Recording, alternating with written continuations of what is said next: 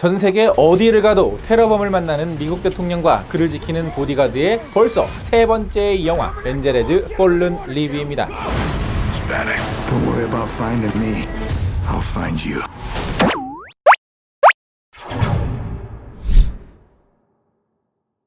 비밀경호국의 최고 요원 베닝은 임무 수행 도중 갑작스런 드론 테러에 대통령과 단 둘이 살아남게 됩니다. 거기다 대통령은 의식을 잃은 상황. 정황상 홀로 살아남은 베닝이 유력한 용의자로 지목되는데요. 지금까지 그렇게 수차례 대통령을 지키고 보호했던 베닝이 정말 말도 안 되는 누명을 벗기 위해 역시나 총 하나 들고 수단과 방법을 가리지 않습니다. 아무도 기대하지 않았고 누가 만들려고 등 떠밀지도 않았는데 꾸역꾸역 잘만 나오고 은근히 팬들이 잘 챙겨보는 액션 영화입니다.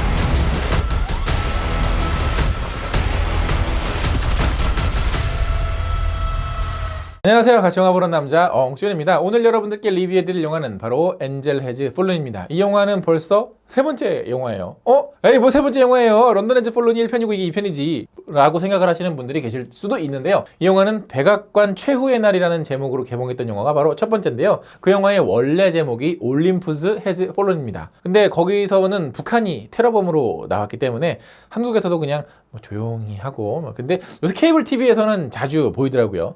아무튼간 이 폴른 시리즈는 뭐 제작비 별로 상관없이 아니죠. 제작비의 거의 한 80~90%는 화약에 쓰는 게 아닐까 싶을 정도로 정말 총과 대포와 뭐 이런 것들을 정말 많이 쏘는 그런 영화입니다. 그냥 뭐 악당 하나 어디서 테러리스트가 딱 나와가지고 야 미국 대통령 죽어라 이러고서는 그냥 뭐 제라드 버틀러 혼자서 막 다 죽여버려요. 뭐 그냥 평범한 액션 영화인데요. 사실 액션 영화라는 것을 찾아볼 때는 어떤 신박한 액션이 있을까, 좀 어떤 신선한 액션이 나올까 그런 걸 기대하고 보잖아요. 근데 이 영화는 그냥 총만 쏘는 영화예요. 이 영화가 3편이 나왔는데 3편 내내 그냥 그랬어요.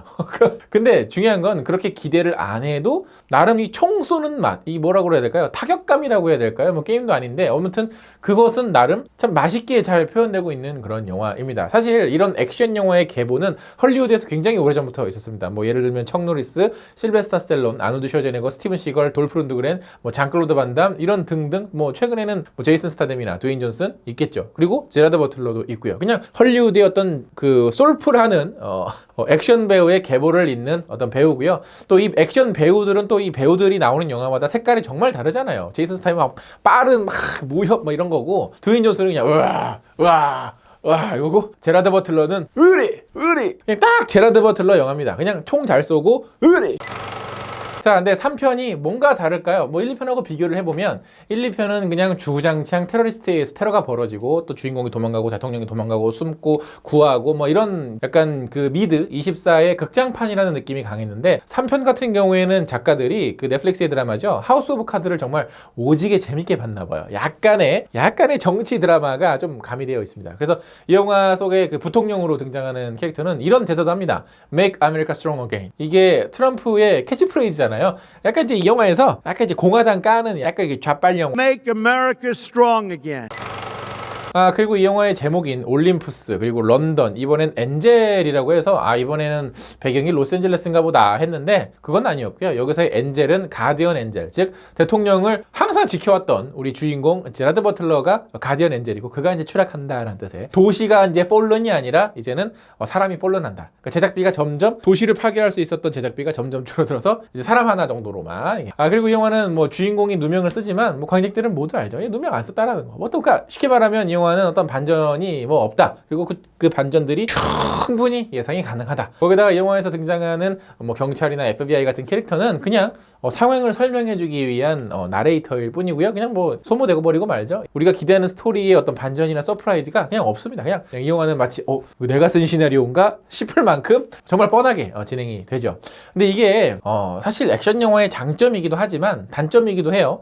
왜냐면 스릴러로서의 어떤 서스펜스, 긴장감을 만들어내지를 못한다라는 거죠. 그냥 오로지 총만이 쏘고 빡빡 터뜨리고. 자, 그렇다면 액션 영화에서 보여줄 수 있는 어떤 새로운 액션이 있었느냐? 조금 있었습니다. 조금. 열심히 홍보 때렸던 바로 드론 테러 장면. 근데 이 장면이 굉장히 초반부에 등장을 합니다. 근데 그 초반부에 나오고 또 안 나와요. 네, 그리고 그 이후의 액션은 그냥 굉장히 평범한 또 액션씬으로 뭐 자동차 추격하고 뭐 총 쏘고 뭐. 그래서 이 드론 테러가 굉장히 성공적이고 굉장히 신박하고 굉장히 확실한 테러 방식인데 왜 이 드론을 악당은 한 번만 쓰고 그 다음에는 안 썼을까? 뭐 배터리 충전하다가 플러그가 모자라서 충전을 못했나? 그런 거 있잖아요. 옛날에 그 로봇들끼리 싸우는 뭐 그런 애니메이션들 보면 항상 악당이 항상 새로운 방법으로 주인공들을 막 괴롭혀. 그리고 거의 이기다가 막판에 아깝게 지잖아요. 근데 그 방법을 실패하면 두 번 다시 안 쓰잖아요. 약간 그런 느낌. 이런 장르의 규칙이 있죠. 공포 영화에서는 주인공들이 가지 말라는데 가서 죽고, 액션 영화에서는 반대로 악당들이 너무 멍청하게 자기들이 직접 안 해도 되는데 내가 직접 죽일 거야, 이 녀석은 내 손으로 죽인다 했다가 자기들이 죽죠. 예. 이 영화도 그렇습니다. 그래서 마지막에 이 드론 테러를 한 번 더 써먹지 않을까 했는데 없었다. 왜냐하면 이제 제작비가 점점 이제 줄어든 거죠. 드론 장면 같은 경우에는 저예산 티가 솔직히 안 나요. 그러니까 초반에 제작비를 몰빵하고 뒤에는 뭐 열심히 컵라면 먹으면서 만들었다 뭐 이렇게.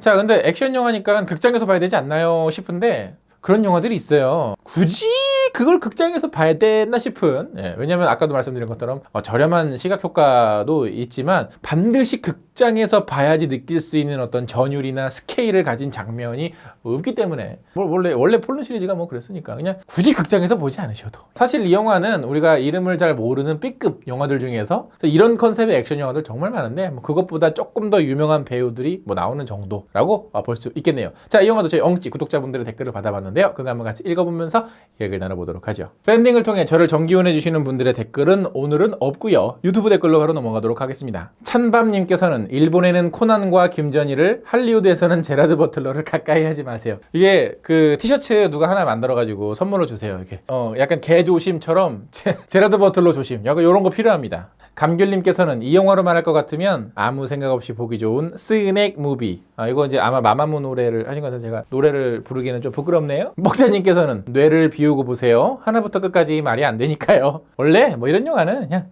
뭐 쿵쾅쿵쾅쿵쾅. 3대 독자님께서는 그냥 싸게 찍고 그럭저럭 버는 시리즈물. 맞아요. 딱 맞습니다. 그냥 그럭저럭 만들고 그럭저럭 벌고 그럭저럭 근근히 약간 가늘고 길게 가는 스타일, 저처럼. 퀸킬러님께서는 이게 3편이 나왔어? 정말 아무도 기대하지 않고. 그런데 보통 이런 영화들은 1편이 나온 다음에 2편, 3편은 주인공도 바뀌고 갑자기 제작사도 바뀌고 해서 정말 싼티나는 그런 그 시리즈가 되는 영화들도 있잖아요. 그래서 이 영화가 2편, 3편이 나오면 왠지 다 바뀌고 그냥 되게 저렴한 비디오 영화일 것 같은데 꾸역꾸역 잘 나옵니다. 승현킴님께서는 주인공 잭 바우어 형 친구일 듯. 안 죽어. 그러니까 이거는 제라드 버틀러의 다이아드 시리즈죠. 백정엽님께서는 딱 이것만 알고 싶어요. 런던 에즈 폴론보다 나은가요? 그거에 대한 답변은 영청TV님께서 전편하고 거의 같았어요 라고. 사실 이 세 편을 연달아 보면 어느 장면이 어느 영화에서 나왔는지 헷갈릴 정도로 뭐 얼추 비슷비슷합니다. 하전님께서는 저물어가는 액션 영화 시대의 한 줄기 빛, 완성도가 점점 높아져가는 시리즈물. 그러니까 이런 게 아무래도 어떤 정치적인 상황이나 이런 양념들, MSG들이 조금씩 들어가. 그러니까 단순히 그냥 악당이다, 우와 싸우자, 우라라라, 내가 이겼다, 와 아메리카는 대단하다, 뭐 이것만 주구장창 반복을 하는 게 아니라 나름대로 그냥 조금씩 뭔가 어떤 이 영화가 만들어질 당시의 상황이라든가 이런 것들을 조금씩 가미를 하고 있어요. 그 나름대로 어느 정도 고민을 하면서 만들고 있다라는 거죠. 이창동님께서는 시원하게 총질하고 다 때려부수는 거 좋아하는 입장에선 괜찮게 봄. 머머리 미쿡형이 아닌 게 아쉽. 원래 최근에 액션 배우들은 다 머머리인데 이분은 아니죠. 근데 언젠가 의외로 요새 영화들이 그런 게 많이 없어졌거든요. 많이 적어졌어요. 그래서 오히려 이렇게 액션에 어떤 애정이 있는 배우나 제작자들은 계속해서 이런 영화를 만들고 있는 겁니다. 근데 이게 이제 예전처럼 대중적으로 정말 월드와이드하게 흥행을 하기는 힘드니까 이렇게 이제 저렴하게 해서 저렴하게 벌어니까 가늘고 길게 가는 거예요. 맞습니다. 딱 그 대답이 나오네요. 블랙카트님께서는 간만에 화약 냄새에 물씬 나는 액션 영화라 그냥 복잡한 생각 없이 볼 수 있었던 영화인 것 같아요. 요즘은 이런 영화 찾기 힘들긴 하던데. 맞아요. 요새는 그냥 단순하게 하는 게 없어요. 왜냐면 이제 관객들의 어떤 취향이라든가 뭐 이런 것들이 많이 달라지고 다양해지고 했기 때문에 근데 또 모르죠. 언젠가 이게 유행이 돌고 돌다 보면 다시 또 이런 영화가 또 유행하는 때도 오겠죠. 댓글을 보다 보니까 그냥 요렇게 정말 생각 없이 단순하게 싸우고 하는 영화들도 의외로 향수를 느끼시는 분들, 좋아하시는 분들이 제법 있으신 것 같아요. 사실 이 영화가 극장에서는 늘 잘 안 되지만 VOD로는 꾸준히, 그리고 케이블 TV에서도 꾸준히 이렇게 방영이 되는 그런 작품이거든요. 그러니까 정말 아무 생각 없는 하는데 뭔가 좀 뭔가 속 시원한 사운드 그냥 이런 거 보고 싶을 때는 나쁘지 않은 그런 종류의 영화였습니다. 영상 재밌게 보셨다면 좋아요 누르는 거 잊지 마시고 구독 버튼 아직 안 누르셨다면 구독 버튼도 꼭꼭 눌러주세요. 다음 영화 리뷰도 또 기다리고 있습니다. 그럼 전 다음에 더 재밌는 영화 리뷰로 찾아뵙겠습니다. 다음에 만나요. 안녕.